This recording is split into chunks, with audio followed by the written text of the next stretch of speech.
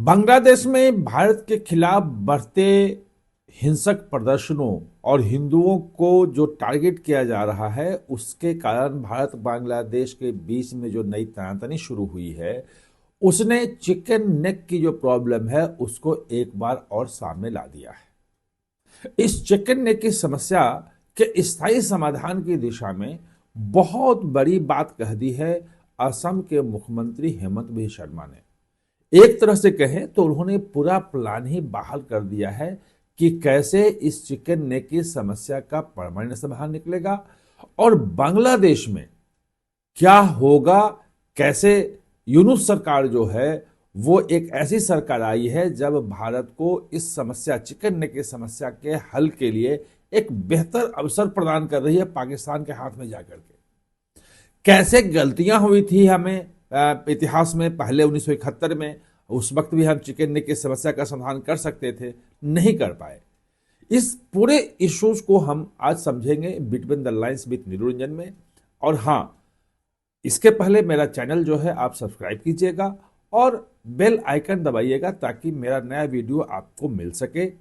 और दूसरी बात कि आप अपनी टिप्पणी जरूर भेजिएगा, नीचे जाके टिप्पणी लिखिएगा, जो कुछ भी आपके विचार हैं वो जरूर अवगत कराइएगा, क्योंकि उससे नए पर्सपेक्टिव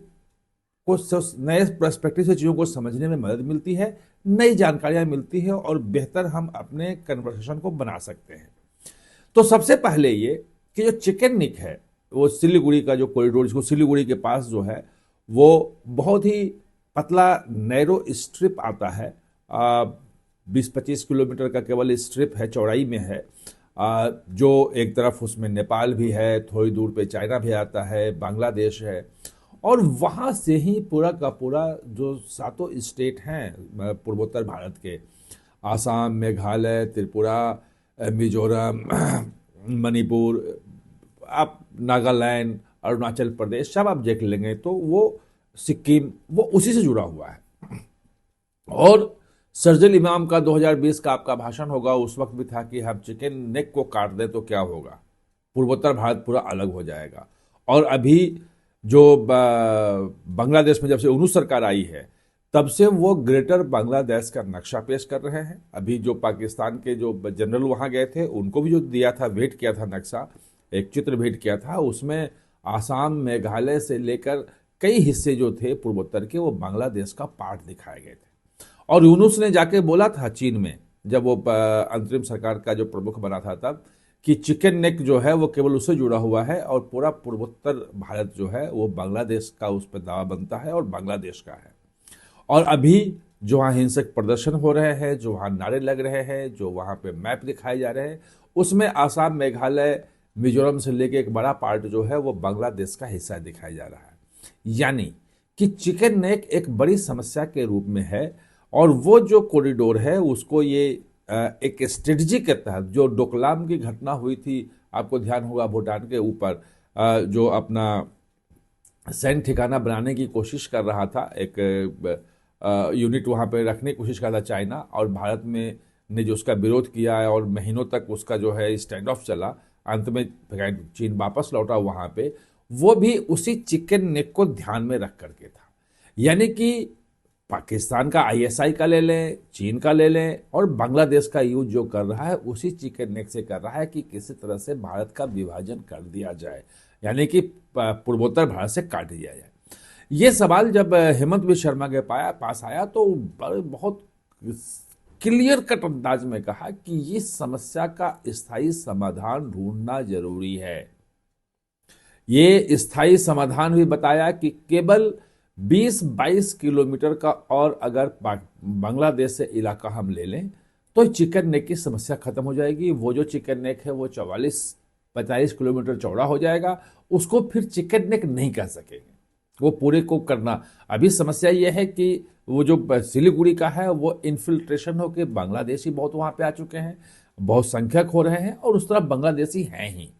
और जो शरजील इमाम कह रहा था कि भाई मुसलमान अगर चाह लें तो वहां पे हम बहुसंख्यक हैं, हम उसको पूरा मेन भारत से जो है वो पूर्वोत्तर भारत को हम काट सकते हैं, चिकन नेक कट जाएगा, पूर्वोत्तर भारत अलग हो जाएगा। जो इन्होंने कहा है हेमंत बिस्वा शर्मा ने कि अगर वो हम 20-22 किलोमीटर का इलाका और ले लें तो आराम से चिकन नेक की समस्या का स्थायी समाधान हो जाएगा। बात यह है कि हम इसको समझेंगे कि आखिर ये क्यों नहीं लिया गया। आजादी के समय में जब वो रेड क्लिफ लाइन जब खींची जा रही थी और जब सीमाएं बांटी जा रही थी, तो उस वक्त तो खैर भारत के पास उतना नहीं था हथियार, मतलब अख्तियार था कि वो उसको चेंज कर सके।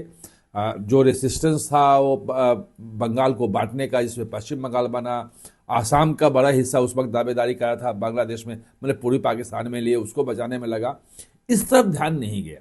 लेकिन 1971 में जब पूर्वी पाकिस्तान जो है बांग्लादेश कन्वर्ट हुआ, 93,000 पाकिस्तानी जो हैं सैनिकों ने समर्पण किया। हिम्मत विश्व शर्मा का कहना था कि अगर इंदिरा गांधी चाहती तो आराम से मुजीबुर रहमान को कह के वो 20-22 किलोमीटर का इलाका ले सकती थी, बदले में हम कोई और इलाका दे देते, दूसरी तरफ उतना ही जमीन हम दे देते, हमें कोई समस्या नहीं थी। उसी वक्त इस समस्या का समाधान हो जाता। लेकिन खैर, जैसा हम जानते हैं कि 1971 का जो पाकिस्तान की हार थी, उसके बाद बहुत सारी समस्याओं का समाधान हो सकता था, लेकिन शिमला समझौते में उस सारी चीजों को हमने गंवा दिया था। अब हेमंत विश्व शर्मा का कहना है कि 15 साल जब शेख हसीना की सरकार थी, एक फ्रेंडली सरकार थी, भारत की से दोस्ताना संबंध थे, उसके बाद उस वक्त इसलिए नहीं हो सकता था क्योंकि पॉलिटिकली उनको महंगा पड़ता, इसलिए भारत ने या मोदी सरकार पिछले 12 साल में उस पर कभी कोई ध्यान नहीं दिया, उस पर जोर नहीं दिया, क्योंकि एक दोस्ताना सरकार है, हम बांग्लादेश में सारी डेवलपमेंट चीजें कर रहे हैं, मिल के साथ काम कर रहे हैं, तो कोई ऐसी चीजें नहीं छेड़ी जाए। और जब यूनुस सरकार आई है तो जो हेमंत विश्व शर्मा ने समझाया, जो प्लान है, वो यहां पे आता है कि ये एक बड़ी समस्या है और इसका जब तक सर्जरी नहीं किया जाएगा, ऑपरेशन नहीं होगा, तब तक इसका समाधान नहीं हो सकता है। और ऑपरेशन तभी होगा जब मरीज ऑपरेशन थिएटर में जाएगा। जो यूनुस सरकार कर रहा है, जो मोहम्मद यूनुस कर रहा है, वो भारत और बांग्लादेश के संबंधों को सर्जरी के टेबल पे पहुंचा दिया है। भारत तमाम कोशिशें कर रहा है कि 12 फरवरी को चुनाव हो जाए, वहां पे चुनी सरकार आए, उसके बाद क्योंकि मोहम्मद यूनुस चुनी सरकार भी नहीं है और पूरे जमाते इस्लामी को उसने खुला छोड़ रखा है, भारत विरोधी जितने लोग हैं सबको खुला छोड़ रखा है।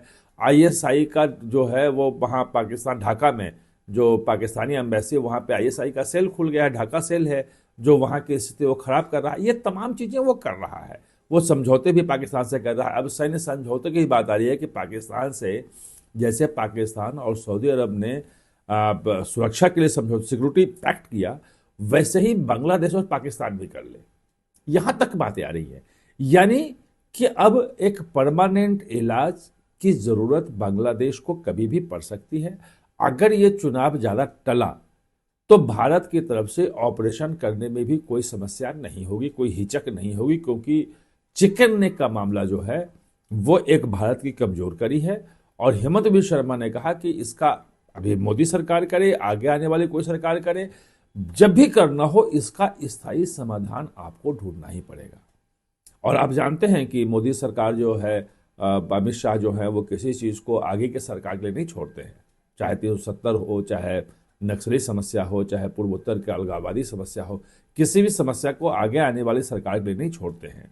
तो एक तरह से हेमंत विश्व शर्मा ने साफ साफ संकेत दिया कि अगर बांग्लादेश में चुनाव नहीं हुए 12 फरवरी को, अगर स्थिति में सुधार नहीं हुआ और भारत को एक कोई कड़ी कार्रवाई करनी पड़ी, ऐसी नौबत लाती हुई दिख रही है कि ये हो सकता है, तो चिकन नेक की समस्या का स्थायी समाधान हो जाएगा। आप हमारे साथ जुड़े, इसके लिए बहुत बहुत धन्यवाद।